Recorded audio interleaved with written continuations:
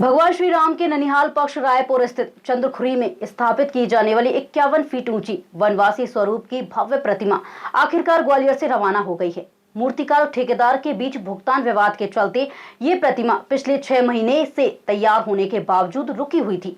अब लंबित भुगतान होने के बाद इसे पूरे सुरक्षा इंतजामों के साथ छत्तीसगढ़ के लिए भेज दिया गया है। दरअसल छत्तीसगढ़ सरकार द्वारा तैयार किए जा रहे श्री राम पथ गमन प्रोजेक्ट के तहत चंद्रखुरी स्थित कौशल्या मंदिर परिसर में भगवान श्री राम की वनवासी स्वरूप वाली 51 फीट ऊंची प्रतिमा स्थापित की जानी है। इसके लिए राष्ट्रपति सम्मानित ग्वालियर के प्रसिद्ध मूर्तिकार दीपक विश्वकर्मा को निर्माण का दायित्व सौंपा गया था।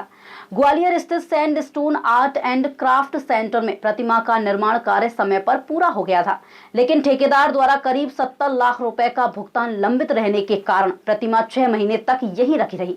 इस दौरान रखरखाव और टीम के खर्च को लेकर मूर्तिकार पर दबाव भी बना रहा। अब बकाया राशि का भुगतान होने के बाद प्रतिमा को अलग अलग हिस्सों में सुरक्षित तरीके से ट्रकों में लोड कर रायपुर के लिए रवाना कर दिया गया है। इससे छत्तीसगढ़ सरकार के श्री राम पथ गमन प्रोजेक्ट में हो रही देरी की आशंकाएं भी खत्म हो गई हैं। वहीं भुगतान विवाद सुलझने के साथ ही अब श्री राम की भव्य प्रतिमा अपने निर्धारित स्थान की ओर बढ़ चुकी है। ये भगवान रामचंद्र जी की मूर्ति है। ये बनवासी रूप में बनाई गई है।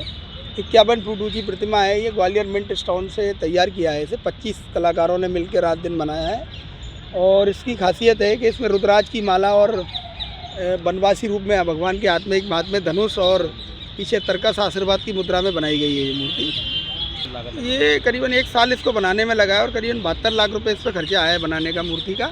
जो मूर्ति आज रायपुर के लिए रात में रवाना हो जाएगी, जब परसों रायपुर पहुँच जाएगी, उसके बाद इस पर फिटिंग का काम चालू कर दिया जाएगा हम लोगों की तरफ से। इसमें 72 लाख रुपए का खर्चा आया है। बीच में कोई परेशानी भी आई थी? परेशानी पेमेंट को लेके आई थी। पेमेंट पिछले 1 साल पेमेंट नहीं दिया गया था, तो 1.5 साल से मूर्ति है यहाँ 1 साल पहले बनी रखी थी मूर्ति।